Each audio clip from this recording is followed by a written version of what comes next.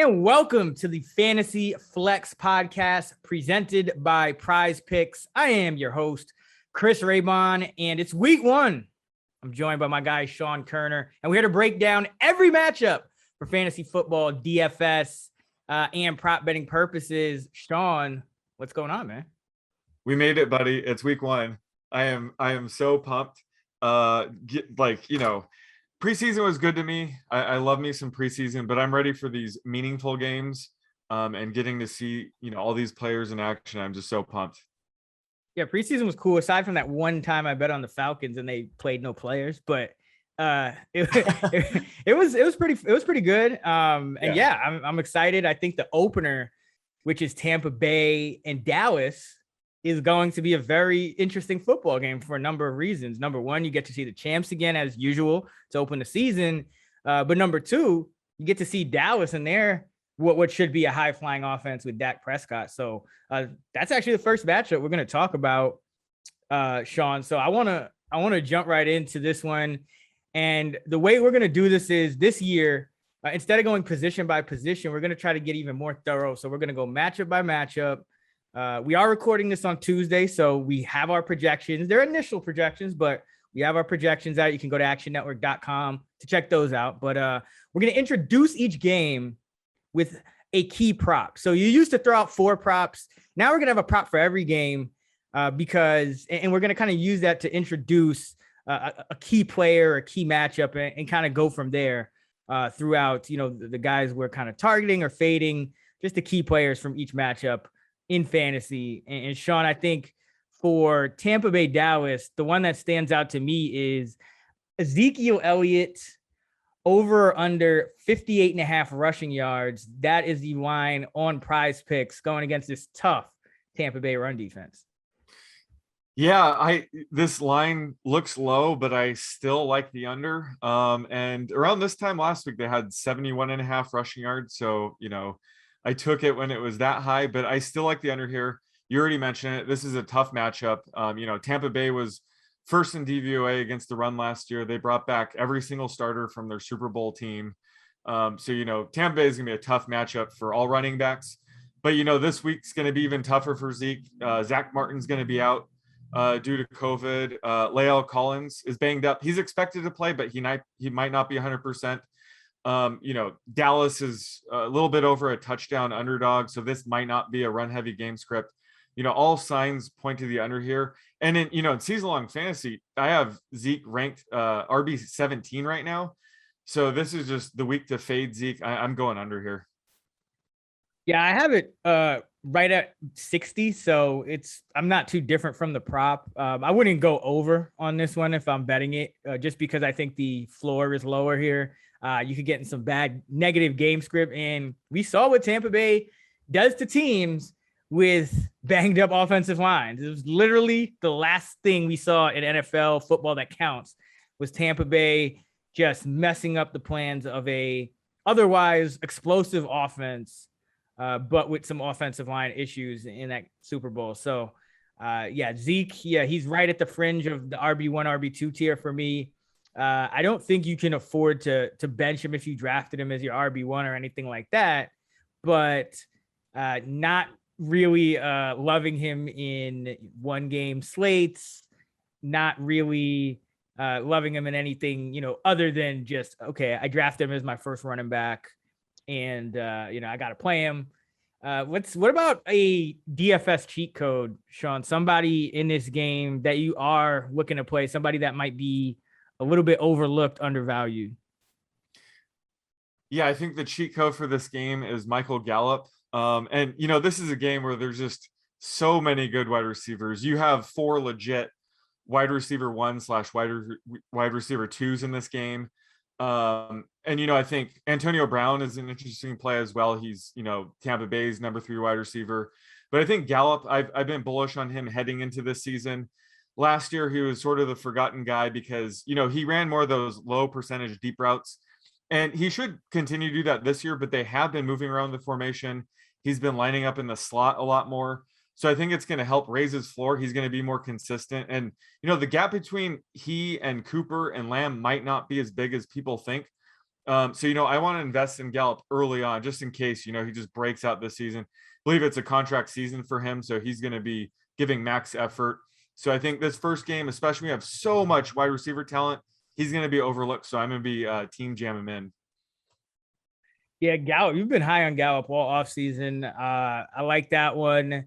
I think for me, it's still Antonio Brown, though. I like him. I think, he got like a maintenance day or something. He popped up on the injury report with a knee, even though he was a full participant. So that makes, how that goes in DFS, kind of scares people away sometimes, especially if he doesn't get removed from the report. But my reasoning for going Brown over Gallup is because you mentioned the offensive line. If Dak doesn't get time, I think that hurts Gallup the most, because I do think, even though he's going to be in the slot more, I still think he's also the guy that tends to go deepest downfield. So, that does kind of worry me a little bit as the Cowboys number, the third target in that game. So I'll go AB. He's a little bit cheaper than Gallup on one game slate. So that's my guy. I think AB, coming into this new season, we might see a different AB. Last year it was kind of comes through halfway through the season, integrating him in, and he still led the team in catches per game from that point on. So curious to see how AB plays. And I think, prime time, I think this is just, I think AB is going to like this, I think he's going to enjoy this. I love it. And, his playing time can only go up because last year he was still limited. He was running about 65 to 70% of the routes run per drop back. Where do you have his routes run this year? I believe I have it I still have it at 70 in the low 70s, I think. So I'm still treating him as a true third receiver. But yeah, I think Scotty Miller and Tyron Johnson are, those two guys aren't going to see much playing time. And I think Cameron Brate also will be another guy. He was barely playing when Gronk and Howard were healthy. So those guys are going to take a back seat in my opinion. But I heard, an interesting report out of camp. I mean, this is going in the weeds, but Scotty Miller, not as good of a blocker as Tyler Johnson. And so, there was some question is he going to be active on game days? Because you could go with Johnson, as a better run blocker for that number 4 receiver. So that's something I'm kind of watching too. Yeah, they're pretty loaded behind the top 3 receivers. I mean, even Jalen Darden has potential long term. So it's it's amazing they haven't traded any of these guys away. But how do you have these guys keep rotating in over Antonio Brown? I think Antonio Brown's ceiling this year is massive. We know he has a high floor, but I think he has a massive ceiling still. So I love that call as well.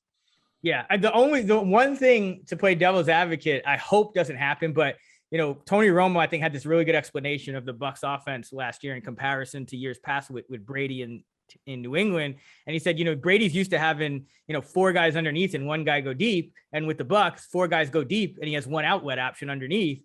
And now that you have Gio Bernard, maybe you have 2, because Brown was kind of that outlet guy for a lot of the year last year. It was, for the running backs for net some obviously, but Brown, was really doing most of his damage underneath. So I hope that doesn't, get cut into by Bernard, or if it does, I hope that, Brown is more of a factor, in an intermediate area like we know he can be. So. It's scary to think of all the weapons Tom Brady has. It's scary to think about. Yeah. So are the Bucs going to win by 8 points or more? Is the question. We're going there. I mean, now you got me thinking about it. I'm passing on that. If anything, it's Bucs or bust here. I don't know how you could take Dallas, just because we didn't see Dak in the preseason. He's going to be rusty. It's hard to go against Tampa Bay here. I'll say that. And also, I think I told you this when we saw each other over the weekend or last week, but Mike McCarthy is on a bunch of the first coach fired leaderboards. He's got the best odds on a few different lists. So that's also interesting. So yeah, I'm kind of leaning Bucs there too, but you guys can check out the Action Network podcast for those betting picks with Stucky and I. That's a little tease for you guys. That should be out tomorrow or a day after this one. So let's move on to the Philadelphia Eagles and the Atlanta Falcons. The Falcons are 3-point favorites at home. The total is 48.5. And For our prop, I'm going to go with a tight end that's probably on the fringe of start sits for a lot of people. If you missed out on the stud tier of tight ends, there's a good chance you got this guy, Dallas Goedert, over under 43 and a half receiving yards is the line at Prize Picks. I'm projecting this closer to 38 and a half. So I'm going to have to go with the under here. Zach Ertz never got traded. So, Dallas Goedert, you've been calling this. Dallas Goedert was being overdrafted pretty much all summer. I think they're both going to pretty much split time. I have them both projected to run around about 65% of the time. I think Goddard is ascending. He's entering his prime. I do like him as a talent, but there's just too many weapons in this offense and not enough passing yards to go around to really love taking the over here. They're boosting their wide receiver depth chart by adding Devonta Smith. Quez Watkins looks like he's going to step up this year. So there's just, too many weapons. And then we need Jalen Hurts to break out as a passer. So I'm going to hold off betting on or taking Goddard's over here, and I'm going to have to go with the under. Yeah, I have it at 35. I do have him as the tight end 10. So for people wondering, he is right on that fringe. Ertz tight end 17. But I have Goddard about 7 yards short of this number just because of the uncertainty. For DFS, or, and when we say DFS, this could also be a guy who's, also on the fringe of start sits and redraft. We're trying to focus on those players.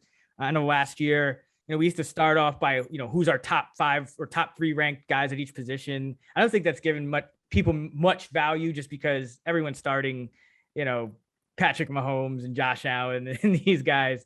But who's your DFS cheat code? Somebody from this game that you think is a great value in DFS? So my DFS cheat code is actually a really, really good season-long player, and that's Jalen Hurts.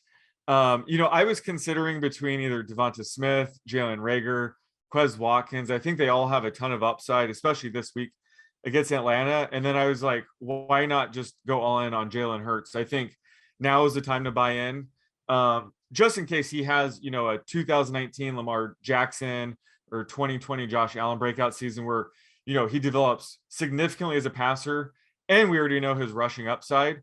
So this is a matchup. He could just go bananas.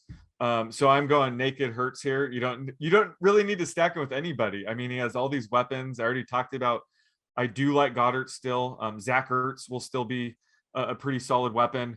This matchup is a good one. The Falcons defense is looking pretty rough going into this season, and new defensive coordinator Dean Pease could get it to come together. He's been known as like a blitz heavy head coach. And I was looking at Jalen Hurts last year, it was a very limited sample size, but he had about 45 dropbacks where he got blitzed, and he finished top 10 in almost every metric I like to look at. So Jalen Hurts might not be the quarterback you want to blitz because he's dangerous with his legs. He has all these weapons. So I just think this is a week where Jalen Hurts, we're going to look back and maybe he was like even way too cheap going into this season. So that's why he's my DFS cheat code this week in this matchup. Yeah, I think he's absolutely too cheap, at his price, and it would almost certainly increase after this week. So I like that call. I am going with, if you are trying to stack Hurts or you are looking for a dart throw, I think Quez Watkins makes the most sense. He's reportedly going to, not reportedly, it's been pretty obvious, but he's won that, third receiver job. Travis Fulgham got dropped and I think re-signed to the practice squad, but Quez Watkins is min-priced across the industry. And, he's a guy this preseason, he had a 15.7 ADOT. So, Jalen Hurts with those off-script plays, I think it's really interesting in a stack with Quez Watkins, because most people are going to go again, I think, with Devonta Smith or Dallas Goedert, but Watkins, probably not somebody you're starting in a redraft or anything like that. But in DFS, I think he is the best option in terms of like a low owned guy that, could easily lead the team in air yards. Like he should be out there at least as much as Goddard, Ertz, and Reagor, and maybe not as much as Devontae, but literally pretty much as anyone else on that team. So like Quez Watkins as a stack option cheat code this week.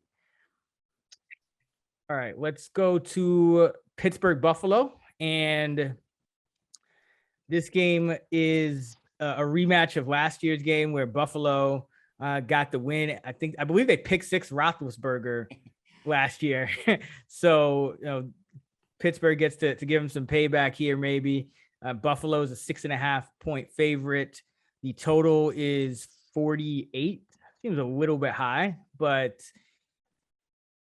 on Zach Moss, entering year two, it was kind of a committee backfield with Devin Singletary last year, but Pittsburgh is a really tough run defense. So Zach Moss is a back that most people probably drafted is that RB3. Maybe you're thinking about flexing him, or he's your top flex option on your roster. Over under 27.5 rushing yards is the line at Prize Picks. Ooh, yeah. So that's pretty low. Earlier in the week, this was 47.5. I love the under, but now that it's 27.5, I'm gonna lean over here. I'm projecting this closer to 34 yards. And it sucks that the Bills are such a good offense and we don't like either running back, because this should be a 50-50 split. It looked like Zach Moss was actually running away with the job earlier in training camp. He was lighting it up. But then he suffered, I believe it was a hamstring injury. It really derailed the momentum. So, Singletary got to step up and he looked really good in preseason. So I'm expecting this to be close to a 50-50 split. It's hard to feel confident either way on this, but I'm going to have to go with the over here. It is a tough matchup, but I think the Bills should dominate this game. I think they'll end up by, winning by a touchdown. So I think Zach Moss could get, fourth quarter cleanup duty. But it's close, but I will go over here. Yeah, you like the fact that the Bills are a home favorite. That's usually a good spot for running backs, but the Bills are still a pass-heavy team. I don't know how much they're going to try to slam it into that Pittsburgh front. I have both Moss and Singletary well under 4 yards a carry in this matchup. So, yeah, I have Moss right around 40 yards. So I'm a little higher than you, but so I'm over the prop, but it's tough to kind of differentiate him from Singletary, and I don't see either of them, with major pass game usage in this one either. So I have Moss under 50 total yards. So not the most confident season long start, but this is why we talk about these lines at Prize Picks in case you guys want to check those out, because it is pretty low, so there looks a little bit over adjusted for the matchup, I think. And so that may be one you want to put in an entry, because we both have it projected well over the total. Of course, these lines do move. Yeah. How do you have each running back projected, rank wise? So I have Singletary RB36 and Zach Moss RB41. So I'm basically staying away. This is more of a wait and see approach to see how this shakes out. But I would say both are sets this week. Yeah, I have them at 33, 34. So I guess I'm a little higher just because they're they're both they're kind of splitting 50-50. So yeah, but I mean, again, these are initial projections, so maybe I'll find some more backs to put ahead of them. Yeah. But I have them. So they're both outside the top 32, if that tells you anything. But yeah, they're right there. Oh, and that's right. You probably have Matt Breida getting 0 touches. You're not on the Matt Breida 0.5 carries. Okay, I figured. He's getting the Taiwan Jones treatment. Yeah, a little more than that. He's getting the Yeldon. He's getting the Yeldon when no one's hurt. That might explain why you're a couple ranks ahead of me. Yeah, I have Breida getting 2 carries. So okay, yeah, and I mean, and that's fair. I mean, Breida was a little bit involved, but I mean, just judging from the Dable in the years past, that third running back really hasn't been a factor. So we'll see how it goes. For DFS, I like Gabe Davis. I think he's really interesting. He's near min price. He's a guy that he could run the second most routes on this team, even with all the other wide receivers healthy. He ran he played 71% of the snaps last year. Obviously John Brown was in and out of the lineup, but Beasley, he'll come off the field in a lot of 2 wide sets. And then Emmanuel Sanders, 34 years old. Is he going to be like a 90% guy? I don't know. So I think there's a good chance that Gabriel Davis is number 2 in routes run and in air yards for this Bills team. So I like him as a DFS cheat code. How about you? Yeah, I'm with you there on Gabe Davis. I think Emmanuel Sanders is going to scare people away. So not too many people are going to be on Gabe Davis this week, even though outside of Stephon Diggs, he probably has the highest ceiling out of all these pass catchers. So, give me that in GPPs, really high upside flyer. Again, I like to find ways to invest cheaply in these like high octane pass offenses. So Gabe Davis is kind of that way to get in the Bills attack this week. And I think he's going to be under rostered this week. So love Gabe Davis. What about the 3 Pittsburgh receivers? In season long, it was usually Deontay going first, then Claypool, then Juju, who I thought was a value in season 1, but I don't have him ranked very highly in week 1. Where are you on who's the best of these 3 Steeler receivers to roster this week? I think most weeks it's going to be Deontay Johnson, so that's why I have him there this week. This probably isn't a great Chase Claypool matchup. The Bills tend to limit big plays. They allowed the fewest pass attempts of 20 plus or more yards. They're more exposed, the intermediate low ADOT players. So I think Deontay Johnson could be have a plus matchup this week. I haven't really checked, but I don't know if Tre'Davious White's going to be shadowing him. That's something we usually know later in the week. But right now I have Deontay Johnson leading these receivers. And let me see his rank right now. Yeah, so I have Deontay Johnson, wide receiver 26. I think most weeks he's going to be right around wide receiver 20. So it is a bit of a downgrade for all of them. But I think Deontay is the play out of these 3 this week. Yeah, I have Deontay in half PPR at 32 and Chase at 33. So, kind of being conservative here. We don't know exactly, like you said, what Tre'Davious White is going to do. I think this Bills defense will be improved. And we still have to see exactly how this Pittsburgh offense shapes up. It's a new offensive coordinator. It's a new offensive coordinator, Matt Canada, taking over for Randy Fichtner. So while I do think on the season, this Pittsburgh team will be a profitable one to kind of invest in fantasy, on the road in Buffalo in week 1, still working out some kinks. Roethlisberger had a tough go at it up there last year. I'm being a little conservative with these Steelers in week 1. So 32 and 33 for me. So Deontay with the slightest of edges. Let's go to the Minnesota Vikings visiting the Cincinnati Bengals. Vikings are 3-point favorites. The total is 48 in this one as well. So let's go with a rookie receiver who's made headlines for some of the wrong reasons this training camp. A lot of drops, a lot of issues, even in the preseason with drops, practice drops. So Jamar Chase, the line is 55.5 receiving yards at Prize Picks. Yeah, it's been a roller coaster for Jamar Chase. I'm slightly over this with 57 yards. So I'm going to buy the dip here. I think people are probably overreacting to the drops. Now, I think there is some reason for some concern here. He might start off a bit rusty. He did sit out the entire 2020 season. So that could be part of it. He didn't drop any of those. None of those drops, I should say, were from Joe Burrow. If there's any silver lining there, maybe he wasn't taking preseason seriously. Maybe he's an Allen Iverson type. Who knows? But I'm going to bet on talent here to prevail. So I think week 1, I'm going to buy the dip here and go over on Jamar Chase. So you're saying we should regress? Barely. We should regress drops by not the starting quarterback. If they're by Brandon Allen or Ryan Finley, whoever the hell is throwing them, yeah, I think it should matter. And yeah, he dropped 4 passes in a row. I mean, that is really hard to do. That's why I'm concerned. It could be a mental thing. Who knows? But, I think he'll get it right before the season starts, hopefully, and hit the ground running. What do you think? Are you over under this?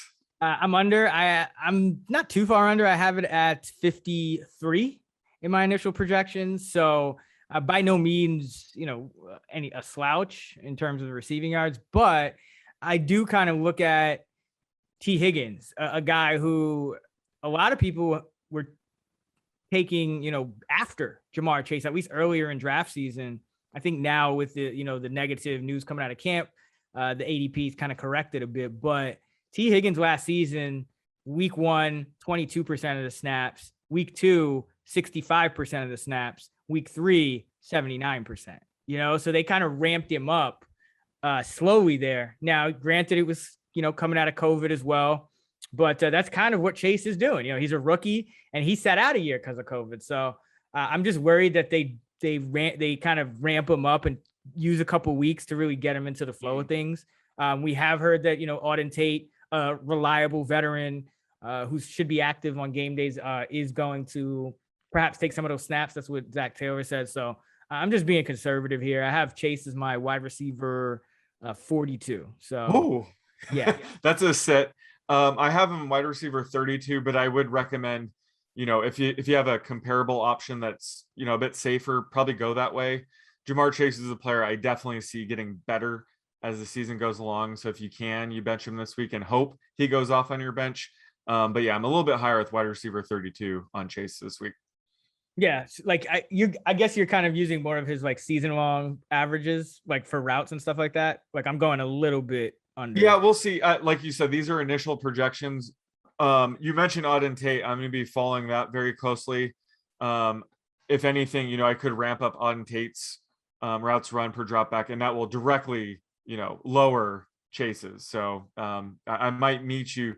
I might meet you somewhere in the middle. Like by the end of the week, I could see Chase being my wide receiver 36, somewhere around that. Yeah, definitely. So he's not a start for me in week 1. Unless you're in a deeper league. I just think, T. Higgins had a great season and he played 22% of the snaps in week 1. I mean, that's something that I think we could look back at like, how obvious was this? And it's, you know what I mean? Like, it's one of those things where I'm still, he's still going to be in the top 50 for me, but I'm going to recommend caution. Where do you have Higgins this week? He's my wide receiver 22. 17. So I guess that's why I'm a little higher on. I've been higher on Higgins most draft season, though. I think this is, the classic year 2 breakout. This is, to me, this is a smash season for Higgins. You're not worried about the matchup at all? A very improved Vikings defense potentially. Yeah, that's something it's like we were talking about off air. It's, week 1 matchups are tough because you do have to use some of last year's numbers, but at the same time, it's a totally different defense. So I'm not accounting for it too much. Higgins will definitely, even if he drops a few spots, he'll be in my top 24 almost certainly. So he'll be a wide receiver too, either way. But yeah, he's a guy. He's going to be the guy, I think, early on in the season. Tyler Boyd's going to get you 4 to 5 catches and about 50 yards. So if you need it, he's touchdowns. There. It's there, right? It's there for you. Tyler Boyd had a crazy touchdown. Was it last year? I think it was, or 2. Tyler Boyd knows how to score. Like, he makes some highlight-worthy plays, but yeah, he's still a slot guy. So best in PPR, obviously. Let's see. For what are we? DFS cheat codes. I like Joe Mixon here. This is a guy who, when he was healthy last year, was getting 90 to 100% of the running back carries week in, week out. Now, he only played 6 games, but very high usage guy. Should be healthy coming into week 1. Not much behind him on the depth chart. The longtime reliable vet Gio Bernard is gone. So I look at this, I look at Mixon, and granted, you don't like an underdog, but at least they're at home, number 1. But I just look at Mixon and I look at, the coaching staff looking at what's behind him, and there's really not much. You have Samaje Perine, who stepped in at times last year, and then you have Chris Evans, who eventually I think will be in that Gio Bernard role. But if they're giving Mixon, 90 to 100% of the carries last year with Gio on the team, he's going to get 110%, I think, in week 1, and he's in that mid-range pricing in DFS. So that's my guy here, who maybe people don't touch quite as much because he's an underdog, and I know how we love our home favorites. So Joe Mixon for me. Yeah, I love that call. I think people will be worried about the matchup. I think rightfully so. But as always is the case with running backs, volume is king. And at least early on, Mixon's going to have that volume. So love that as like a sneaky, not contrarian play, but, pay up to be contrarian. I'm going with a much cheaper guy in this matchup. I'm going with Tyler Conklin. I am still bummed that Irv Smith is going to miss this year. I thought he was going to have a breakout season with Kyle Rudolph out of the picture, but I think Tyler Conklin's going to step up and be pretty good, especially out of the gate. I think Chris Herndon may eat into his value later on in the season. I'm not too worried about Herndon this week, obviously, but when Kyle Rudolph was out the final 4 games last year, Irv Smith went off. I believe he was tight end 4 during that stretch. Tyler Conklin was tight end 15. So now we don't have Kyle Rudolph or Irv Smith to worry about. So I think Tyler Conklin's going to be sneaky this year. I know we don't want to play Tyler Conklin, but he's so cheap. I kind of want to get in before. Wait, why don't we want to play Tyler Conklin? Well, some people. What's this anti-Tyler Conklin bias? I'm trying to tell the Conklin haters to stop it. Wait, there's an opinion on Tyler Conklin. I need to go back on Twitter more. There might not be an opinion at all. I just did it. Why is he polarizing? I don't know. Yeah, but he is polarized. Obviously, I'm just saying, would it be more fun to play Kyle Pitts? Absolutely. But Conklin's much cheaper. And this offense, we don't really know who the wide receiver 3 is going to be, right? I know you're KJ Osborne believer. No, I like Emir Smith-Marset long term, but in terms of camp and the word out of camp, we joked that pretty much every Vikings receiver was rumored to be the 3rd receiver at one point. But I've been hearing from the a lot of the most trusted beat writers that KJ Osborne was the guy that was in that role the most. So I think long-term Smith-Marset, but week 1, I think I have Osborne with maybe one more route. Yeah. Either way, I consider, the leading tight end for the Vikings to essentially be the number 3 wide receiver. So that's why, I think Conklin, especially out of the gate, we want to be on him before the mainstream kind of catches up. So love him as a cheap play this week. He's my cheat code for this matchup. Yeah, I like that because I'll put it like this. You have Logan Wilson, Jermaine Pratt, and Akeem Davis Gaither. If you don't know who those people are, they're Cincinnati's linebackers. And those are the guys that Conklin will probably be running some routes on. Cincinnati gave up the 2nd most schedule adjusted yards per game to tight ends at 63.5 last season, according to Football Outsiders. So I look at their linebacking corps and I don't really see much improvement, so are you going to be bringing the safety over Conklin every time? I don't know if he's that kind of guy. So I think this is I'm with you. I think this is a good matchup for him. Tight ends are tough. It's always when you're not talking about Kelsey or I think even this week, Pitts and Hockenson, that even that tier, there's it's a big drop off from those top 3 guys. So, but very cheap Tyler Conklin. If there was ever a week to play him, it's this one.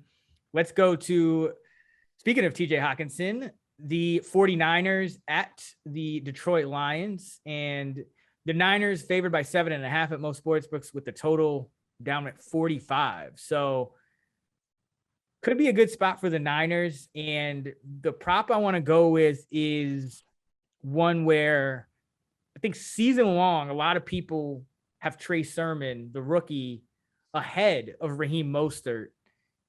But week 1, veteran deference, right? So Raheem Mostert against this Lions defense, his over-under at Prize Pick is 69.5 rushing yards. Yep, that's a big number, but I am right in line with it, and I would not take the under. If anything, you would lean over here, but this is a big number, and you made a good point there where, season long, I had Trey Sermon ranked a couple slots ahead of Raheem Mostert, and I pointed this out in almost every iteration of my tiers this offseason is Raheem Mostert will give you RB2 value early in the season, and then I think eventually Trey Sermon will pass him up and be the RB2 to close out the season. So this week, Mostert is my RB18. I love him this week. I love the matchup. He's the type of running back where he can break off a couple big runs and easily go over this number. He won't need that many carries to do it, but I am projecting him for about 14 rush attempts this week.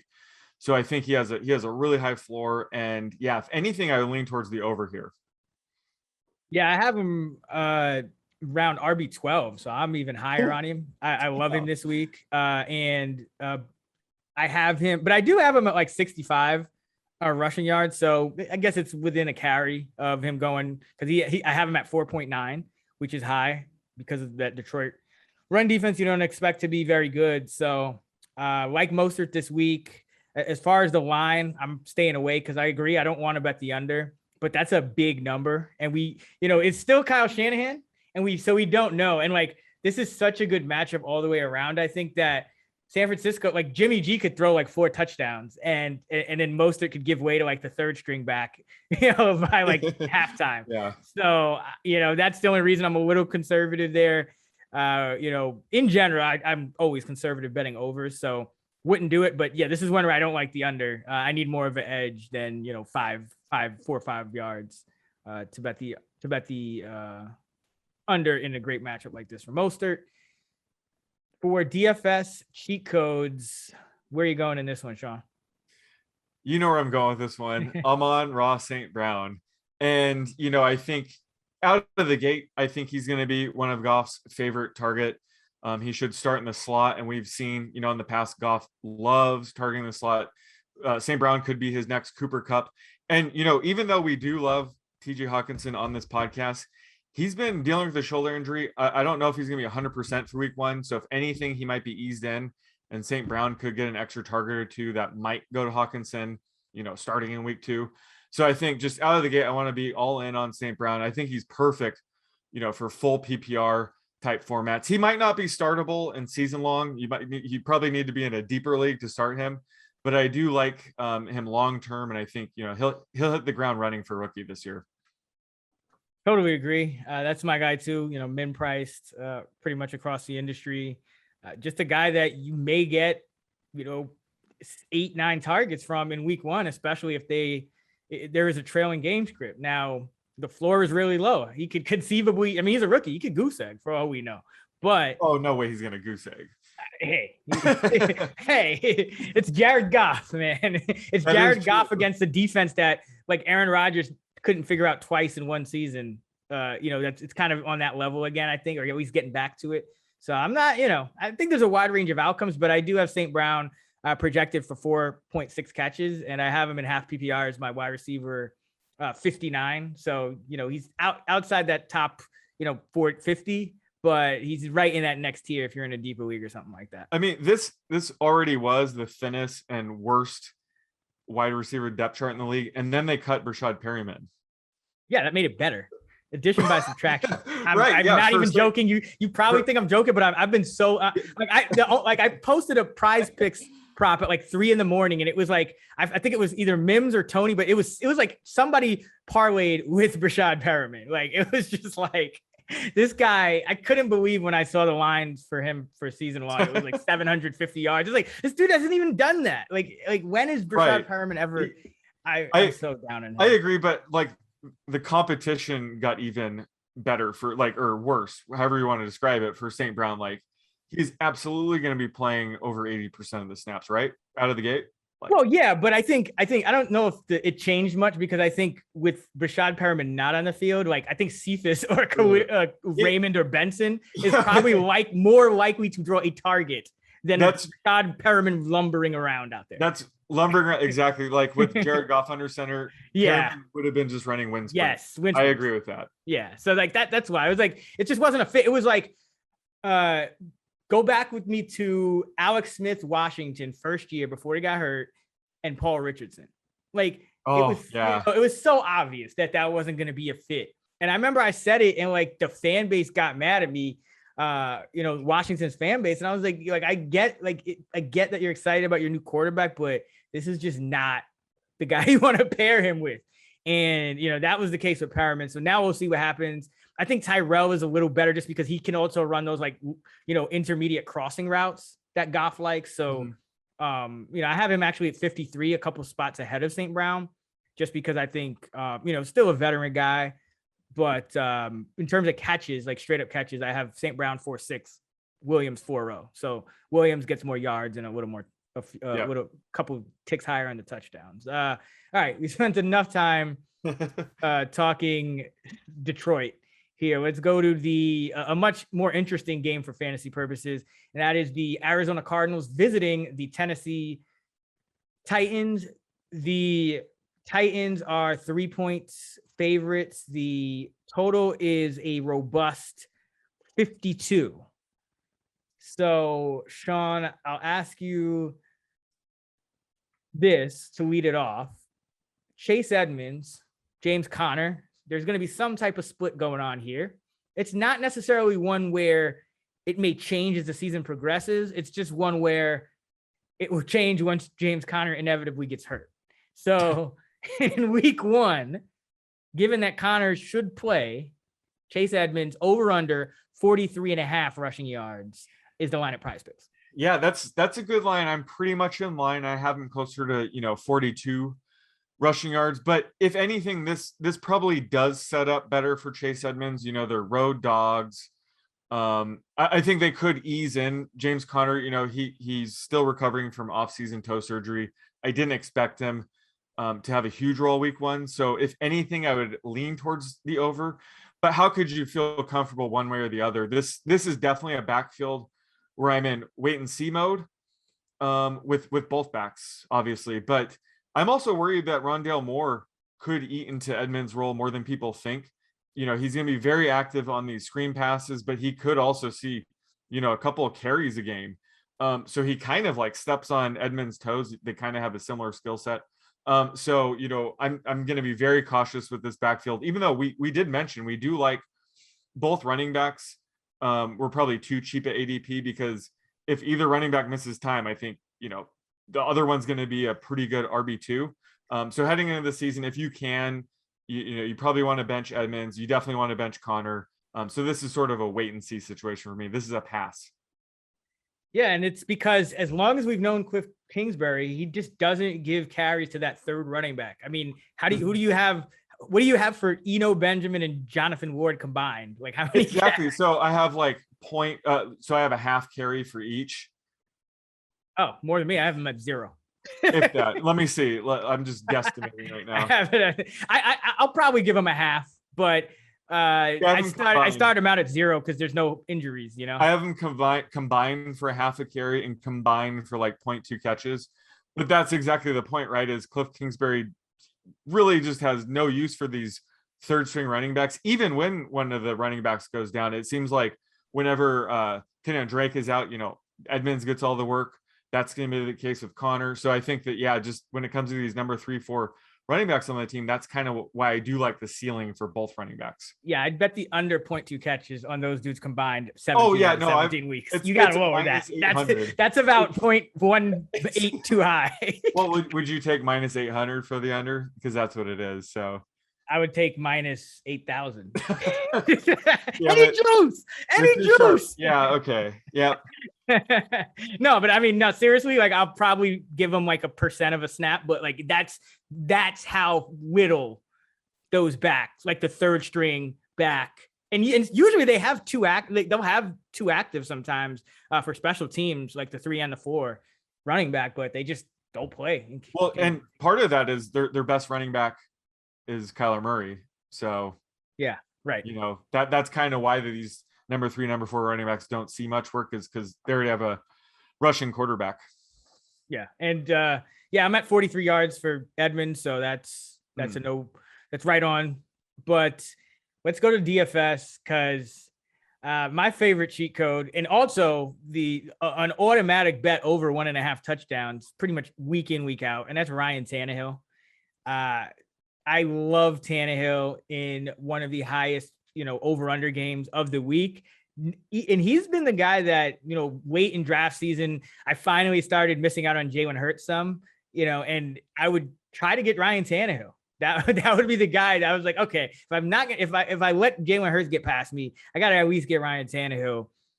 So that's my DFS cheat code for this Cardinals and Titans game. I mean, you have a, Titans team projected for one of the highest totals of the week. They're at home, 3-point favorites, total of 52. So do the math. It's a lot of implied points. What about you, Sean?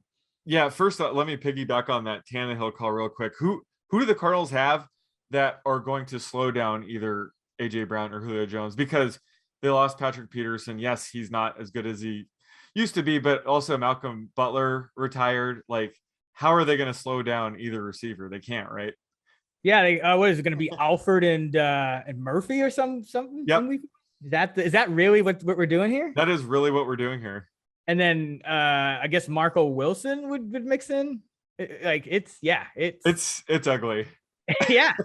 So Ryan Tannehill maybe over 2.5 touchdowns this week. And they have Derrick Henry to worry about too. So this is going to be. I think we need to add a column to our projection spreadsheet for we were just talking off air about I just created my model to do the 300-yard passing games. I wonder how it would look for the the 3 passing touchdown games. For Tannehill, yeah, this because Derrick Henry could get 1 or 2 on the ground, and I'd still like Tannehill in this one. I mean, this is a smash spot for Tennessee. That's a great point about the cornerbacks.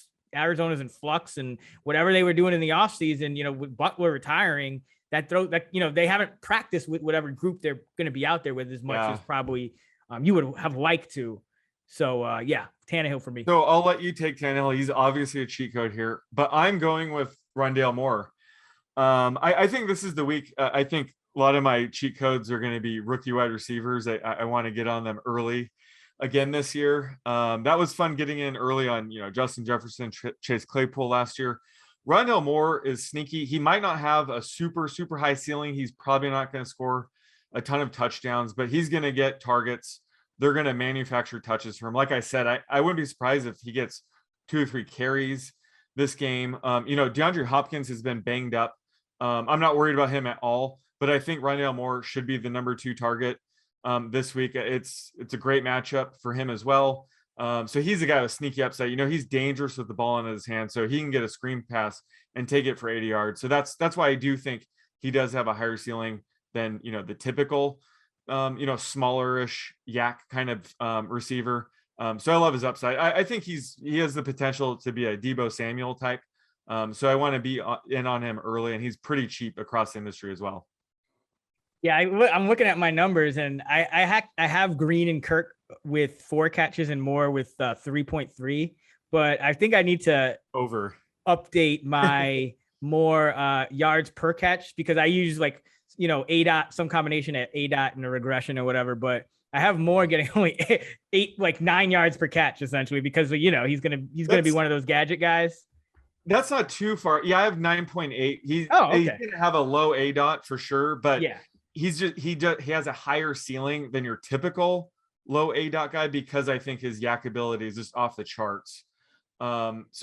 He's almost like a really good pass catching back, like a Barkley or Kamara, where I think that he has the ability to take those to the house.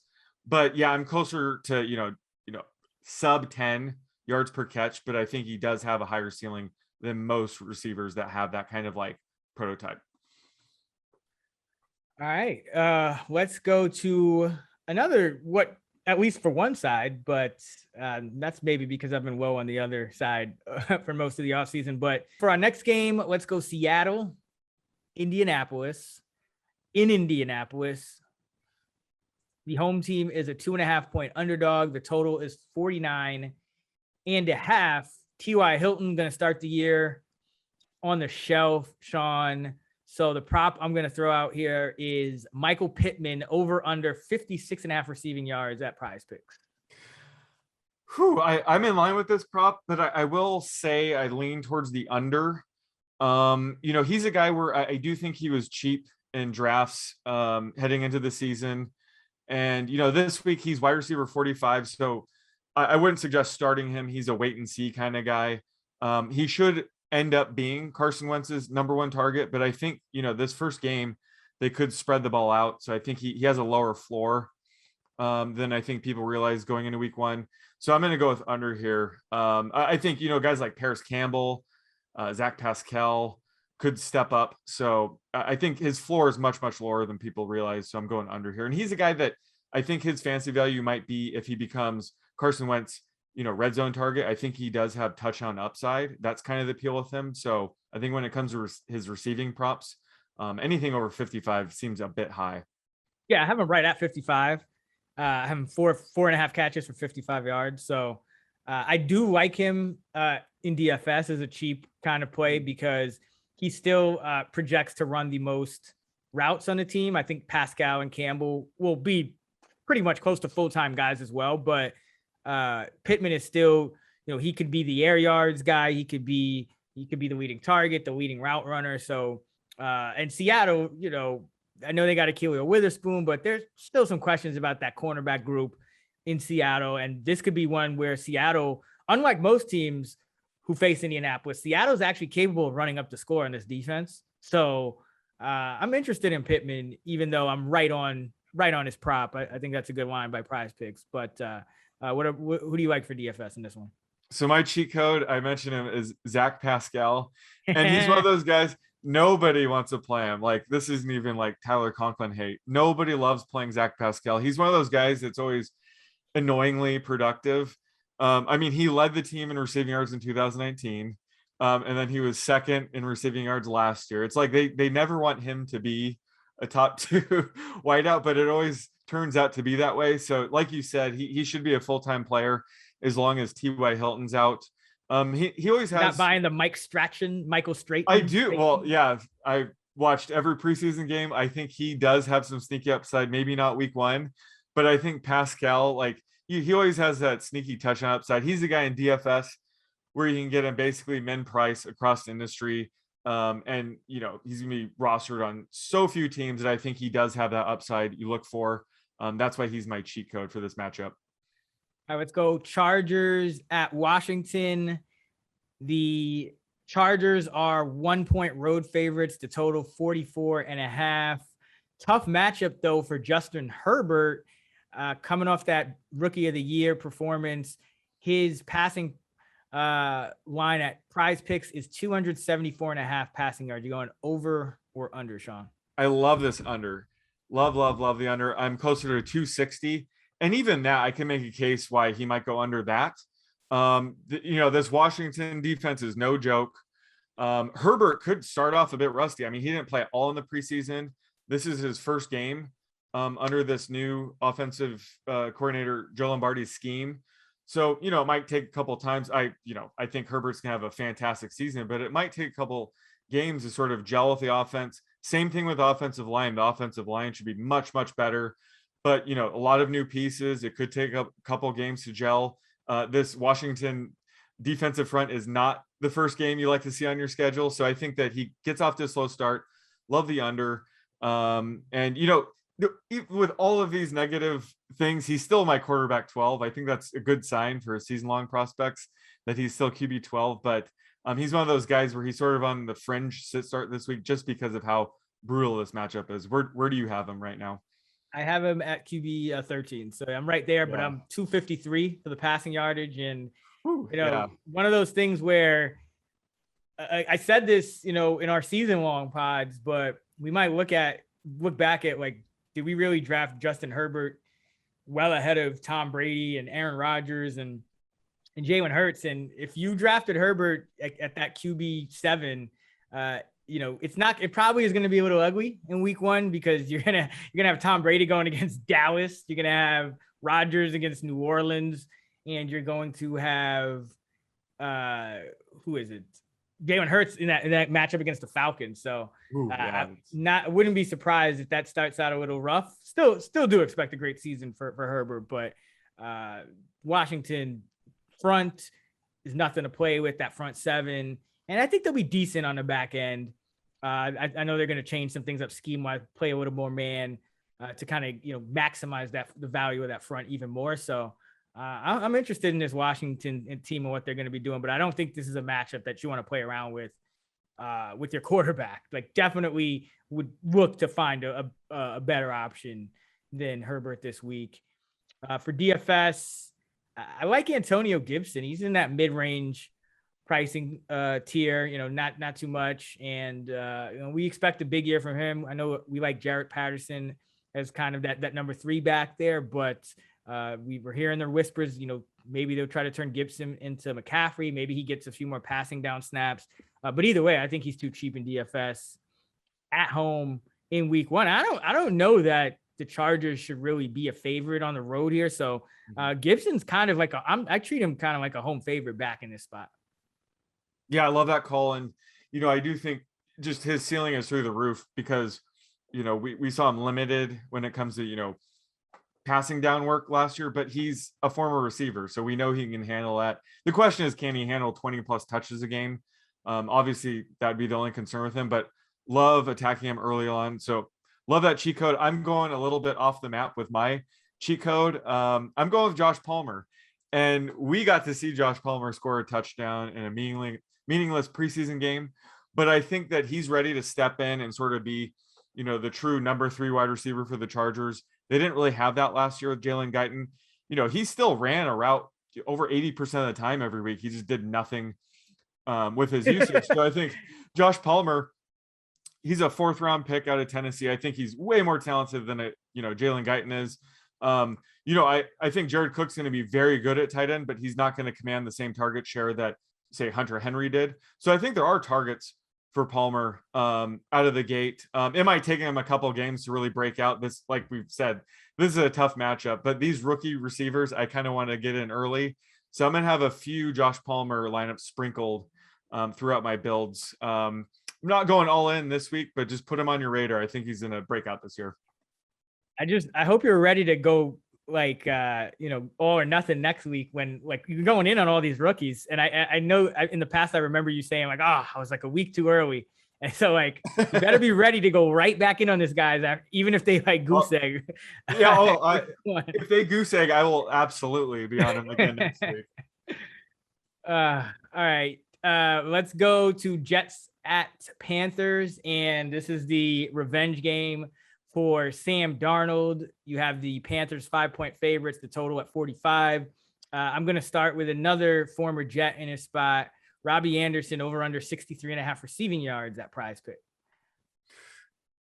I can never go against Robbie Anderson, but I am under this number. So it's a pass for me. I have him closer to 60 yards, which is actually pretty high because with that projection, he's my wide receiver 23. And DJ Moore's my wide receiver 21. So I've always said that, the ADP gap between these receivers is probably too big. I consider these guys almost identical when it comes to, fantasy projections. So I'm high on Robbie Anderson this week. This is a double revenge game for he and Sam Darnold. They already have that chemistry. This is a good matchup for the Panthers passing offense. This Jets secondary is really rough on paper. I'm not a huge believer in Sam Darnold, but if there were ever a week to play him, it'd be this week. So I do like Robbie Anderson this week. This line is very high. I wish I can go over, but this is a pass for me. Yeah, I have it. Yeah, I have it at like 55. So, and that's probably because I'm a little more down on Darnold, and also because the Panthers are favorite. They may not need to throw it around the yard. I do have Anderson as well. I have Moore as 21, but Anderson is 33. So I have a little more separation between the two guys here. And I think the Jets secondary is really weak. It's just how much do the Panthers need to throw it around in week 1? That's the only thing we don't know. It's a pretty much a low total game. Christian McCaffrey's back. So although the Jets, their defensive line has been getting decimated, but they have been decent in run defense in years past. It's just, there's a lot going on here at Carolina. So 55 for me. So I am under the number, although the matchup is good. But that's the thing when you're betting props. A lot of times people look at these numbers and they're like, oh, yeah, good matchup, definitely going to bang the over. But that's accounted for in the number, right? So 63.5. Yeah, that is really high, even for a guy that I think we do like the matchup. Would you, before we get into the DFS cheat codes, would you stream Sam Darnold this week? I think I would. And I'm writing my streamers article after this, and he might be my streamer, which goes to show how brutal week 1 is for streamers. But, he's the highest ranked guy that I have that's rostered on fewer than 50% of teams. But I do like this matchup. 17. I have him 23. So yeah. Yeah. So again, it's not a good week for streamers. Usually that's the case to begin the season for streamers. We just hope we end up on a Justin Herbert or Jalen Hurts at some point. But this secondary is a disaster. I mean, we don't really know who's lining up across from Bryce Hall. They have a 5th-round rookie, 6th-round rookie, and an undrafted rookie that could potentially start outside and in the slot. So this is a really good matchup. If Sam Darnold can't put up QB2 numbers in this matchup, then all bets are off on him.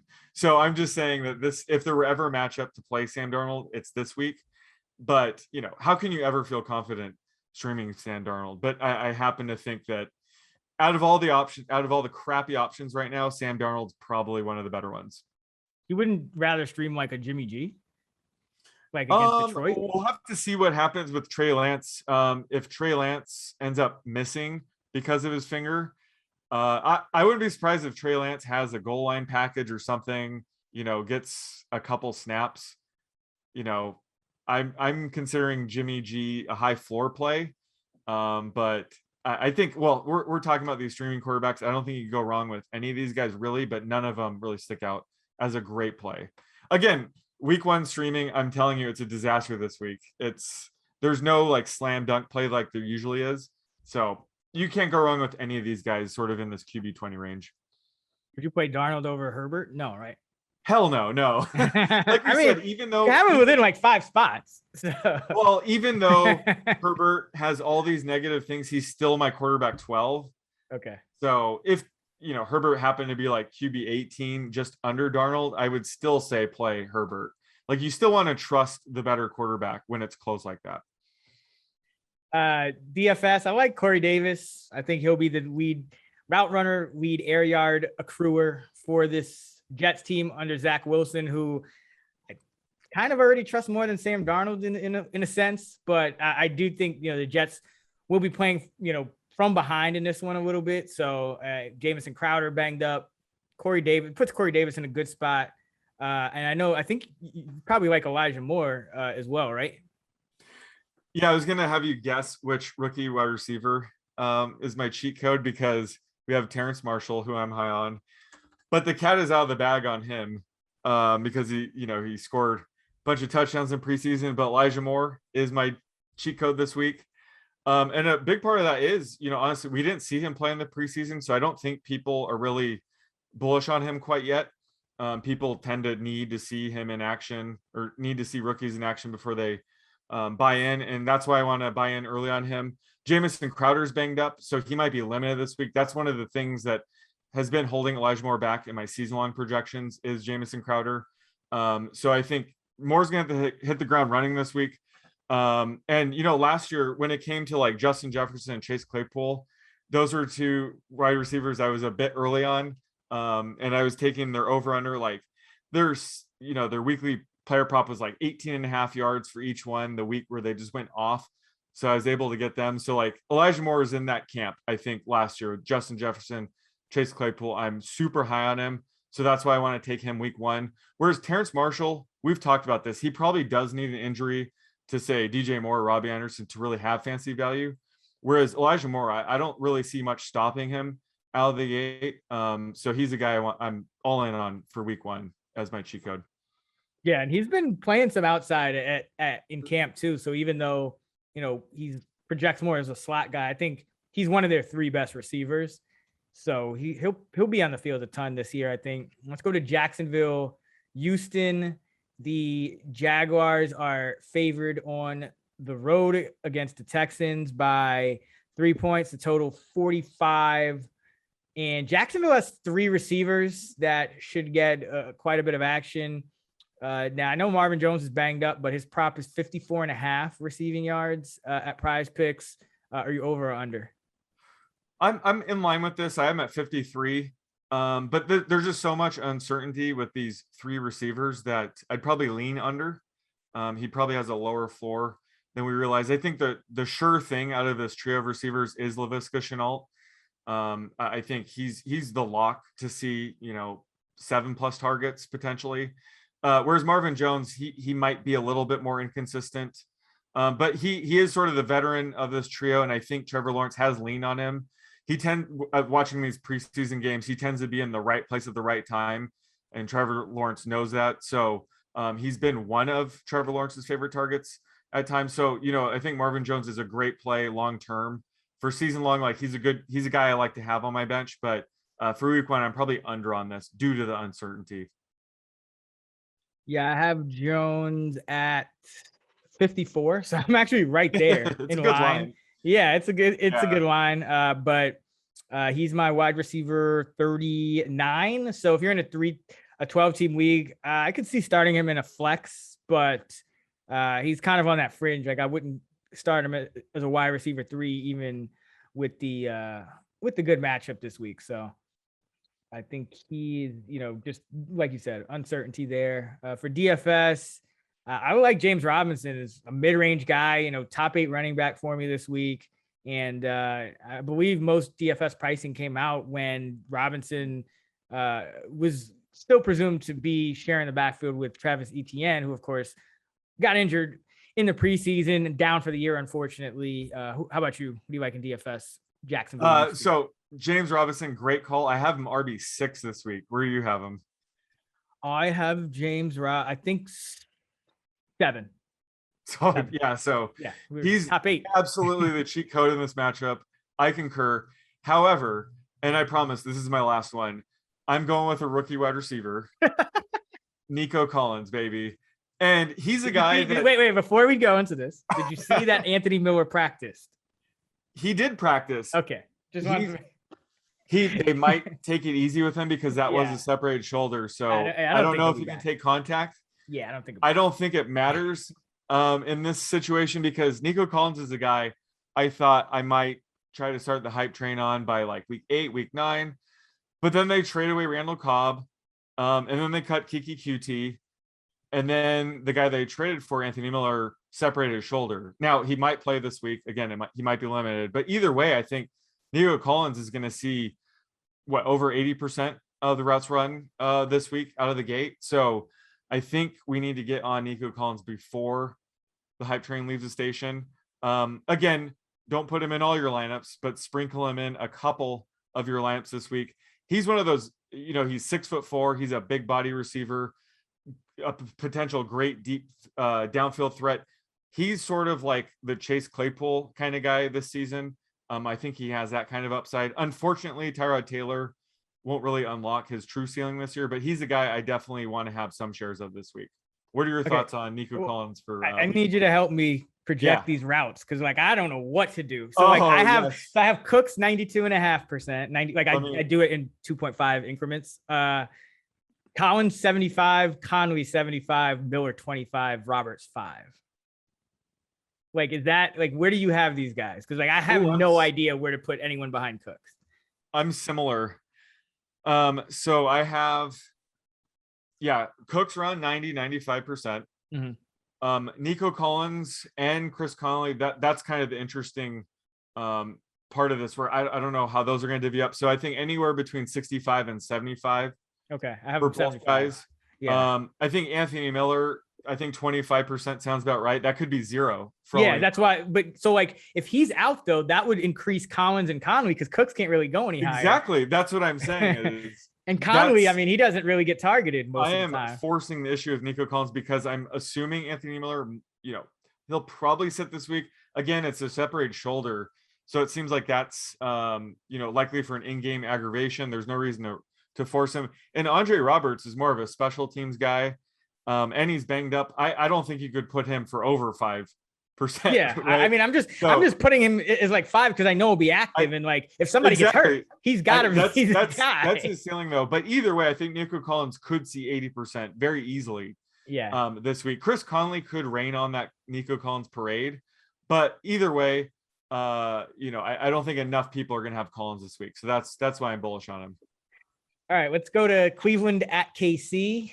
This is an interesting one for fantasy purposes because you have a high total, 53. You have the Chiefs favored by 6. Of course, it was a 22-17 low-scoring game. Patrick Mahomes was banged up in the postseason matchup between these two last year. But, a lot of times when you're looking for a streamer, you look at these high total games against a team that is going to force the other team to throw. Now, I know KC has historically had a bad run D, but you figure at some point Baker Mayfield is going to have to air it out. 251.5 is his passing yard line at Prize Picks. Are you over or under? I think this game script favors the over here. I think it should be closer to the 255, 260 range. I think, Baker's going to be forced to throw to keep up with Mahomes and the Chiefs offense. I think we saw at the end of last year, Baker was pretty comfortable airing it out. I think it probably took him half the season to kind of get familiar with Kevin Stefanski's new scheme. Odell Beckham is back. I know people like to say that Baker was worse with Odell Beckham, but I'm fading that noise. I think, he's going to hit the ground running with Odell, Landry. All three tight ends could see the field. So I think this will be a more pass heavy game plan that we're used to seeing with the Browns. So I do like the over here. Yeah. I'm at like 264. So yeah, I'm over by quite a bit there. Well, I mean, for quarterbacks, it's never a lot, there's more of a, kind of a spread there. So it's like about a pass attempt and a half that I'm over. But for DFS, I mean, Travis Kelce, it's hard not to like him. He's just in such another tier than all the other tight ends, even though he's the most expensive. I think there's less worry. He gets his, regardless of the game script, whereas San Francisco, Kittle, you do get a discount there, but you just worry about them running so much. Whereas, we know KC's going to throw it. What about you? What are you doing for DFS here? Well, I can't really compete with the Kelce cheat code there. My guy is very contrarian. I think he has a ton of upside. Not enough people will have him this week, and that's the best backup running back in the NFL, Kareem Hunt. I think that this matchup, if there were ever a game script for Kareem Hunt, it could be this one. We already talked about it where, the Browns will probably have to throw more, probably be trailing most of the time. So I think, it does set up for a Kareem Hunt game. And he's the kind of running back where honestly, he doesn't need to see that many touches to hit his ceiling. We've seen him in the past, put up big scores of just, about 12 touches. So this is a game where I think everybody's going to be loading up on Chiefs players, the Browns passing attack. Nick Chubb, I'm the biggest Nick Chubb fan in the world. But I think that this does set up better for Kareem Hunt. I don't think he's going to be owned enough in this game. And as always, I think he always has that massive upside that we're looking for in GPPs. Yeah, and it's a revenge game for Kareem Hunt. Yep.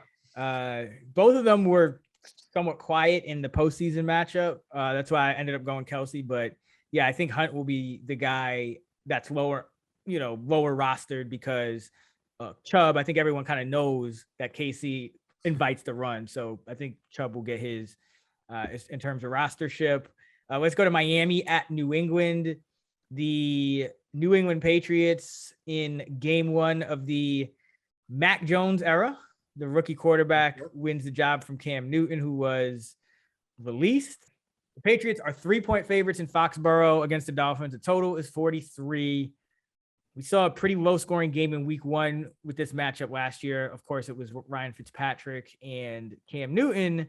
So, but I still think we're going to see running games on both sides. Damian Harris, 63.5 is his rushing line at Prize Picks.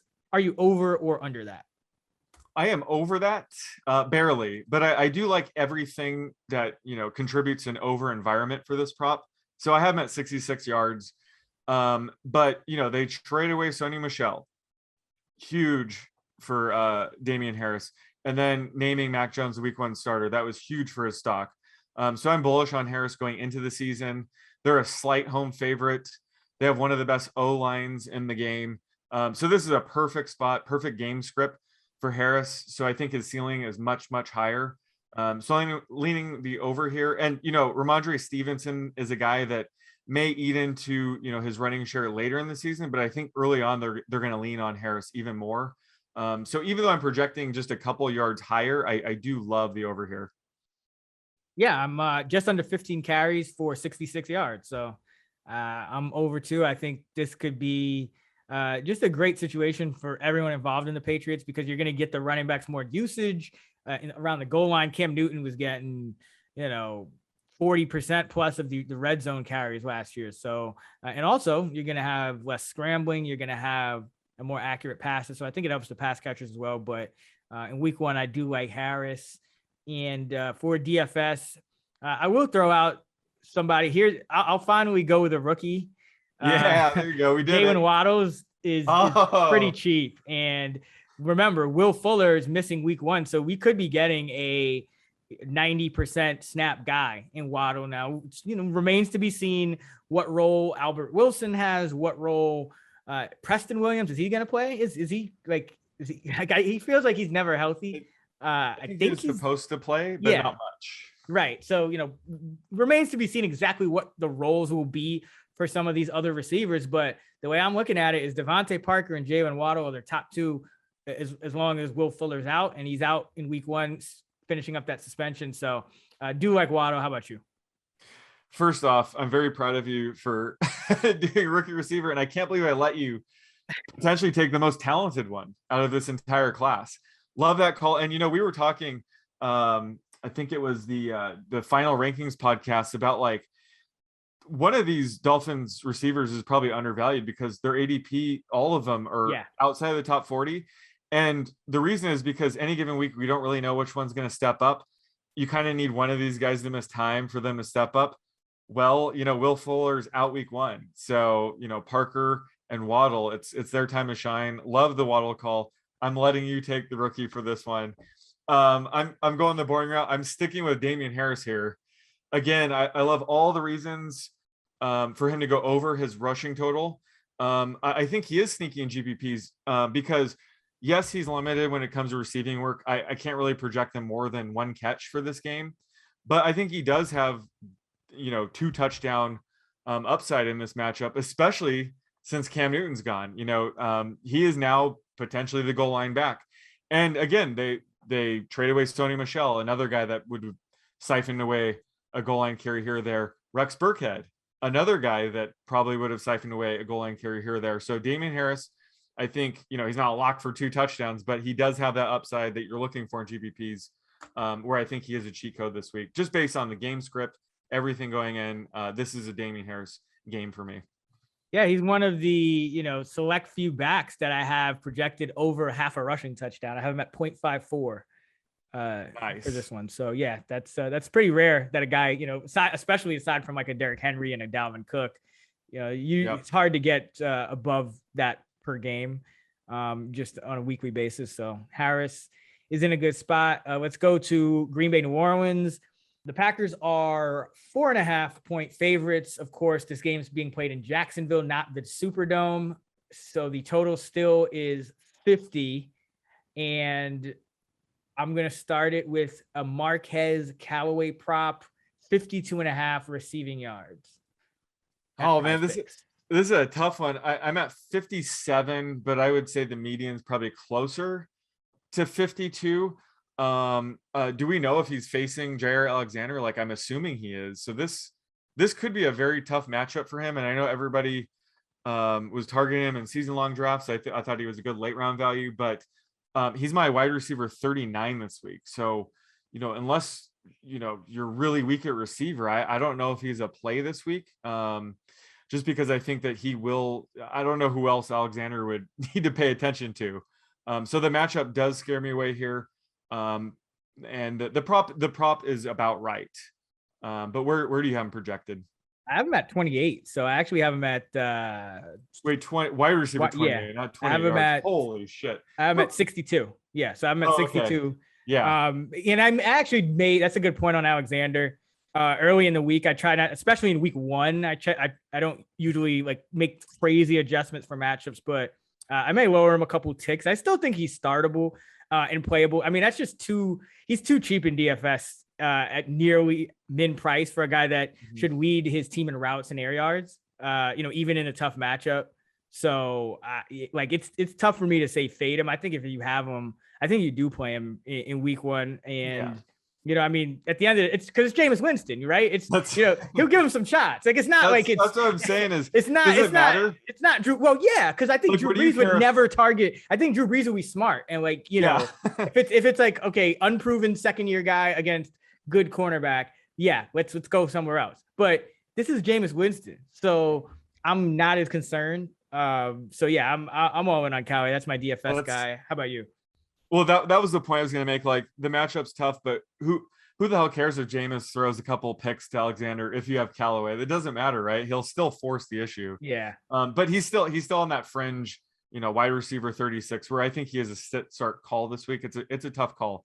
But my cheat code for this matchup, if Adam Troutman doesn't suit up this week, is Juwan Johnson. I think if there were a time to play him, it'd be this week. I mean, I believe he's min price across industry, but he's converting over from wide receiver to tight end.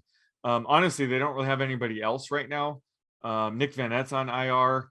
Adam Troutman, who I mentioned, is banged up. I don't know if he's going to play this week. So he could end up being Jameis Winston's number 3 target this week. So that's worth a flyer in at least a few lineups. I do think he has upside. And again, it's as long as Troutman is out, I think Juwan Johnson has a pretty high ceiling. Yeah, I like Juwan Johnson. I think, the hype has gotten a little crazy with him. With like, I think we saw him go, shouts to our guy Raheem Palmer, but where did he go? Like round 10 in our action league? He went right after it took Dallas Goedert. Yeah, and I'm down on Goddard, but I would still take Goddard. But I see the appeal here. I mean, somebody's got to get targeted in New Orleans. And the report out of camp was that Johnson was inheriting that Jared Cook role. And that's really one of the reasons why I was down on Troutman too. He's not a real high target per route run guy as it is. And then if he's not going to be that main receiving tight end, which there's a chance, like I didn't really see the point on Troutman. He was in the top 150 at times in certain ADPs, but I think Johnson is an interesting one. I mean, one of those two guys should hit in week 1. Yeah. If both don't hit, one of the two should hit. I'm still like monitoring Deontay Harris. I think he's a sneaky candidate to get like eight targets or so. He's a low ADOT, high volume guy. I'm not sure he fits Jameis Winston's playing style, but he's a guy to keep an eye on as long as Michael Thomas is out of the lineup anyway. And if Callaway starts getting, the top cornerback, Deontay Harris could be a high target kind of guy. Denver at New York. The Broncos are 3-point favorites. A total 42.5, one of the lowest of the week. Noah Fant's kind of on that fringe at tight end, right along with Goddard. 43.5 receiving yards is the line at Prize Picks. Sean, you're going over under. I'm going under here. Fant could be limited this week, so we could see Albert Okwuegbunam, say that 10 times fast, have an increased role this week. And I think he is really talented. So this could be more of a tight end share this week. So, there's too many targets or too many weapons in this offense to really love the over on any of these guys. But I especially love the under on Fant just because he could be limited. Yeah, and I like it too. And for DFS, I'm going another rookie. I'll go with a rookie, Javonte Williams. He is min price or close to it.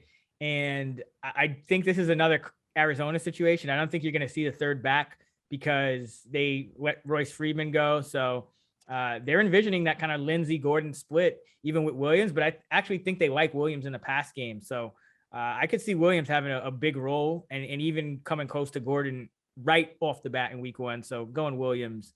How about you? I'm going Sterling Shepard here. He's like the only healthy Giants right. player. Golladay, Slayton, Tony, Ingram, Rudolph, Barkley, they're all dealing with injuries. They're probably all going to be limited if they do play. So Shepard, I think, should lead the team in targets this week. He's a bit pricey and it's a tough matchup, but I think he'll be he won't be rostered on enough teams this week. So I think he's a good contrarian play. Yeah, he's a good bet for like 5 catches. It's just can he get in the end zone? I think is the question with probably him. Not, but let's last two here. The Sunday night game is Chicago at the Rams. The Rams are 7.5 point favorites. The total is 45.5. We saw the Bears really struggle to score against the Rams in this matchup. I believe it was in primetime last season as well. Okay, so we're recording this early in the week. I don't have any props up at Prize Picks for this game yet. So throw out a prop that you think is key for this one, Chicago at the Rams.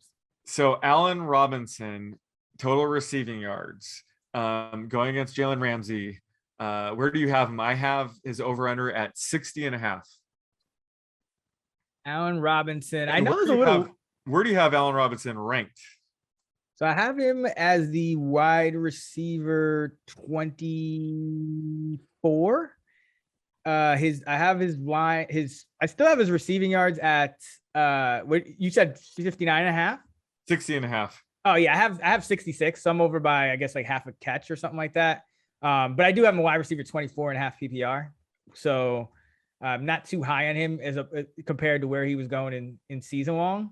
But could just be a volume thing. I wouldn't bet the over. I wouldn't bet an over on Jalen Ramsey. This may be when I lower, but yeah, he's like a fringe wide receiver 2 for me this week. Where do you have him ranked? Yeah, wide receiver 24. And Yeah, just for clarity, I have his projection at 64.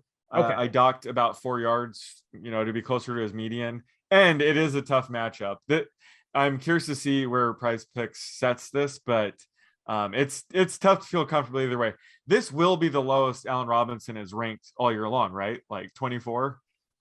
I mean, unless things go disastrously wrong in Chicago, or Darnell Mooney really makes that leap a lot quicker than we think and like overtake him somehow, which I mean, I doubt that would ever happen, but but he's still startable. I mean, wide receiver 24 is low, but you probably don't have other options over him. But yeah, don't expect much from Allen Robinson this week. Did he? I might be wrong, but did Allen Robinson catch like 2 touchdowns against Ramsey? Or not against Ramsey, but against the Rams? Was it last year? No, maybe it was like the year before. Let me check this. Because I think he actually had a pretty good game against the Rams 2 years ago. Late in the year, 4 catches. Oh no, okay, no. So wait, he didn't. So he only had 4 catches for 15 yards in 2019. And let's see what he did in 2020. In 2020, 4 catches for 70. Okay, so I must be. I don't know why I thought he had 2 touchdowns against the Rams. Maybe that's an omen. Right. Now I'm looking if he played him in 2018.